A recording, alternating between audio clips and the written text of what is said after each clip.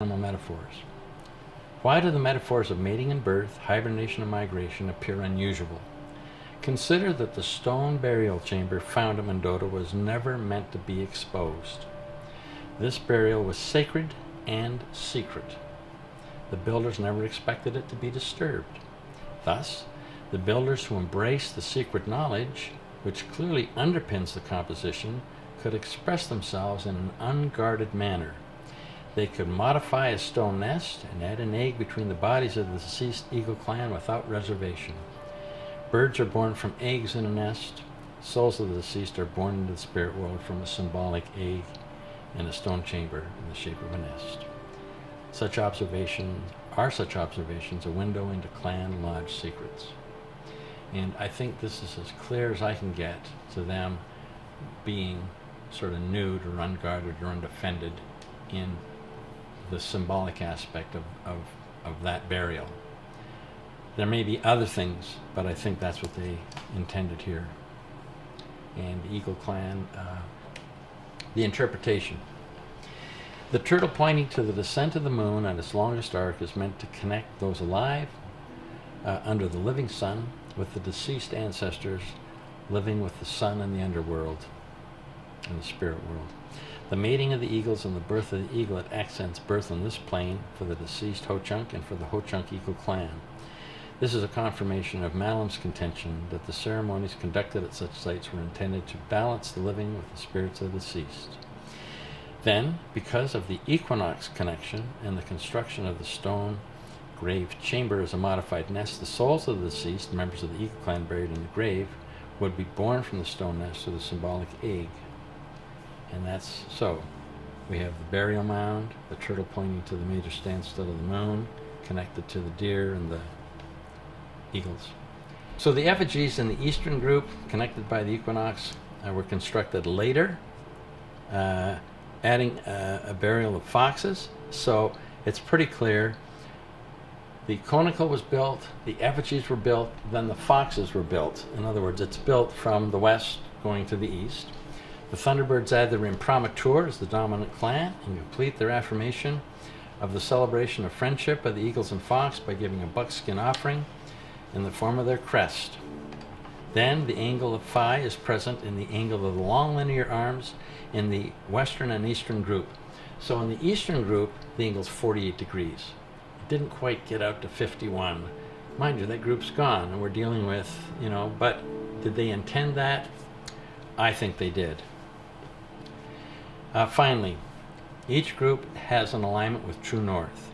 The phi relationship in the western and eastern groups points to true north, and the relationship with true north in the middle group is in coded form. One stands at the cross-section of the body and the wings of the great eagle, then points to true north, now up to the North Star, drawing a line to the group of the angle with the body is 43 degrees, which is the latitude of Madison. So, did they intend all that? I think they did. And it's peace on earth and goodwill to crows. We can come to part 3. Part 3 of this is classification. And I'm going to try to develop a new classification just to allow more parameters to be considered than the ones from the old. And I showed this earlier, and I'm going to walk us across the top, and then I'm going to walk us down the side. The top has pre-mound burial. So before there were mounds, there was just burials. Then there were conical burials. Then there were clan effigies, and then there was non-clan effigies. I believe that is the evolution of this. And they were placed, first of all, randomly, willy-nilly, but then they were placed on sacred ground. Then they used the topography to accent aspects. Then they connected them to the heavens, seasonal time. Then they got metaphors, and then they added sacred geometry. I think 1 to 5 is a progression, and the steps, one at a time, where different initiators added in more. All right, so the horizontal and the vertical, I've described that. The movement is really from archaeology to archaeoastronomy. We're going to go from the ground, sacred ground, to sacred geometry, which is ultimately going to connect with the heavens. Now, the Jesuits observed the ceremony of a bone bundle. So this is pre-mound burial. And I've been at this site because it's over in Ontario, and I was quite familiar with it before I came over to Wisconsin. But essentially, after a corpse was defleshed and the bones were bundled, these are the long bones, not the skull, they were tied together, and then every 4 or 8 years, depending on the nation, they were buried in a large pit. And they described this ceremony that lasted 4 days, where hundreds of bone bundles were all interred at the same time. And it's interesting, the ribs were part of this, and just for Christians, you know, the female is born out of the male rib. I mean, it's just part of the metaphor. So, to remind us that there were burial types: skeletons, extended and flexed, bone bundles, and cremations. Then we got conical mounds. So the bone pit burials, which were this common way, started to give way to actual graves. And initially they had wooden tops. And then the wooden tops gave way to earth tops, and then stone chambers inside. Radden's quite clear on this. And there's another fellow by the name of Hall that's written The Archaeology of the Soul. And he describes this evolution quite clearly. A grave could contain a lot of bodies or just a few bodies. All right, and the effigy clans, just to remind us, there were 12 clans, 4 in the air, 5 on land, 3 in the water. Clans had a brother or sister clan called a reciprocal clan, and they were just involved in 2 things: marriage and burial. This was important for both the connecting and then the trip into the afterlife. Each clan had responsibilities. The hawks were the warriors of the sky. The bears were the soldiers on land. The deer were shy, but carried the power of life and death in each step. Over time, now we're in the non-clan effigy, there were over 100 different animals, birds, and fish that were constructed. I've identified the goose and turtle at Mendota and the fox at MMHI. Little is known about the exact role of these, and I've given my interpretation of the goose. I didn't give a great interpretation of the turtle, but a turtle lives both in the water and on land, so it is a good vehicle for looking at consciousness and unconsciousness, or life and death, and it's connecting with a below-the-earth living sun. It's connected to where the moon is on the horizon, but the moon is passive and only reflects the sun's light, so it tells us the sun is still shining below the surface. So the turtle's the vehicle that says, you're in the land of the living here above the surface, and then there's the land of the deceased below the surface, and the sun shines on them too. Okay, so now we're going to go to the sacred ground. Now, a problem with sacred ground is a misunderstanding or a little understanding of the difference in stories that have come down to us over time. So, I want to reiterate, Radden tells us the elders that he talked with said there was an old culture called the Heroic Age with folk stories. These involved magical transformations. So they arose in the days when hunting, fishing, and gathering were the primary food sources, and the clans were being formed. Then there's a more recent Ho-Chunk culture called the Shamanic Age. The clans were clearly differentiated. Gardening or farming had become a significant form of food production. No evidence of herding, with the possible exceptions of dogs. And effigy mounds were a product of the later culture, 700 to 1250 AD. So, in the evolution of human consciousness, humans moved from what's called the early mythic membership culture, early tribal culture, associated with hunting and gathering and magic, up to the late tribal culture, associated with symbolic thinking, of which gardening would be an example of that. So the earlier period was one where one thing could turn into another by magic. The age of the trickster, a raccoon could turn into a catfish. But in the later age, magical transformations diminished as people could hold images in their minds for longer and longer periods. Thus the kernel of corn could change into a corn plant, into an ear of corn, say, and not turn into a squirrel. Gardening was associated with the development of symbols. Okay. I'm going to tell the story now of the legend of Lake Mendota, or as one story calls it, the origin of the lake of Wak-Shik-Omigra. So we're looking at a new classification, and we're now down the left-hand side of that chart, and we're starting with sacred ground. And what I want to do now is tell you the story of the origin of the name of Lake Mendota. We're going to remember now that Lake Mendota is a Sioux word. We want to use the Ho-Chunk word, which has a number of spellings, and I'm going to spell this one Waksikhomigra. Waksikhomigra. At other places it's Waksikhomigra. But it means the Indian's bed. So I'm going to tell you the story, and then I'm going to interpret the story. So here's the story. Two young men who were great friends and did everything together lived in a village down Lake Kegonsa. Remember, that's the southernmost lake. It's Kegonsa, Waubesa, Monona, and Mendota. So of the four lakes, they're living in the southern one. And one of the young men goes on a fast, and he asks the spirits to give him a sign. Then he has a dream of a water spirit maiden. So he says to a companion, "Let's walk by the lake shore of Lake Kegonsa." As they're walking, a light snow begins to fall, and they notice the tracks of a large raccoon. They follow these tracks until it goes up a tree. When they look up a tree, there's a stump in the tree, there's a hollow, and the raccoon is in this hollow looking down at them. The young man says to his companion, "I'm getting hungry, I'll build a fire, you go up and kill the raccoon and we'll eat it." So he goes to get materials to build the fire. His companion goes up the tree, but when he looks in the tree, he sees the raccoon has transformed into a catfish.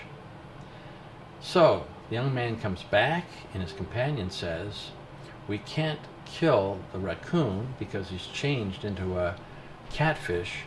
We can't kill the catfish because it's a sacred animal." And the young man says, "I want you to kill the catfish, I'm hungry." And his companion says it would be sacrilegious to kill this catfish, and it would be even more sacrilegious to eat it. Nevertheless, the companion kills the catfish, throws him down, and the young man eats the catfish. His companion refuses. After eating the catfish, the young man develops a great thirst, and so he drinks water from his water skin, then he drinks the water from his friend's water skin, and then his companion says, "You better go down to the lake and drink your fill." So he goes down to the lake. And he's gone for such a long time that his companion goes down to the lake to look for him, and all he sees is a catfish out in the water. It's a giant catfish, and the catfish says, "You should have eaten the flesh of the catfish. I had a dream that there were two maidens waiting for us in the lake. You've missed your opportunity." And with a great splash, he swims up Lake Kegonsa to Lake Waubesa to Lake Monona into Lake Mendota, where he meets with the water spirit maiden. They mate, and he lies in her bed until the present day. All right, what do we make of such a story? Well, first, there are two transformations in this story, both magical. The first one is a raccoon changes into a catfish. Now, one of the Indians recognizes this as extremely important. The raccoon becoming a catfish becomes a sacred catfish. The second transformation may be a little more anticipatory, because eating the flesh of the catfish, the man turns into a catfish. So, given the dimensions of a story where magic is concerned, this starts to place the story in the folklore era in the older culture. Now, if you think of this from another metaphor, this is really a vision quest. A young man prepares himself by fasting to communicate with the gods, asking for direction. He has a vision, and then he follows the vision until he's able to mate with his vision and get eternal life. That is, he's living until the present day. This is a story from the heroic age. This man is a hero. He goes on a quest. Then when heroes in the Joseph Campbell format go on a vision quest or go on a journey, they have to break the taboos of their culture to get the boon. This man breaks two taboos. He kills a sacred catfish, and then he eats the sacred catfish. And then having done that, he becomes himself a catfish, and without dying, he gets eternal life. When people live in a magical world, there's no death. There's just a change from one world into the next. So this story of this lake is a folklore story of a hero in the heroic age who prayed to the gods, was blessed, broke the taboos of his culture, and gained, following his own bliss, eternal life, living there to the present day. Now, what about the deception to his friend? First of all, he didn't tell his friend that he'd had a vision. Then he lied to his friend and said that there were 2 maidens, when in fact there was just one. And the moral of that story, if you're Joseph Campbell, is each person has to follow their own vision, their own bliss, to have their own transcendence. What he was really saying to his friend is, this is not the path you will follow. You'll follow your own vision. I'm following my vision. So in summary, I think this story, which is about a journey to eternal life, told in the format of the folklore culture, and it was there that the effigy mounds builders came years later, and on the shores of the lake, they no longer used magical transformations. They used symbolic transformations, which was a product of their developed cognitive processes, and they used the birthing of animals and the offspring as the way to illustrate sacred or transcendent life or eternal life. The way to the heaven was through the metaphor of the clan animal. So the story lays a base in its history upon which the effigy mounds builders built on later. And so what you have is a very beautiful balance between the old culture with magic and then the newer culture with symbols, which really reflects the spiritual and cognitive development of the people over time. There's more evidence that this was about an old culture. The old culture was about hunting, fishing, and gathering. So when they walk along the shore and see the tracks of the raccoon, they are hunting. When the raccoon turns into a fish and is in the water in the stump, they're fishing. And after he eats the fish, he has to gather water because he gets a great thirst. He has to drink his water, his friend's water, and then he has to go down to the lake. These are the elements of the hunting and gathering culture, and are not the elements of the gardening culture. So I think for all of that, this lays the base for us to have a better understanding about how a place can be sacred, and why this particular lake is sacred, and why it has such spectacular mounds construction around it, because the old culture, as it informed the new culture, simply said, do your best here, because this is the place of eternal life. And it's a special culture for those of us that live in Madison now. It's known for its friendliness to people, or its liberalism, or its, I would say, spirituality.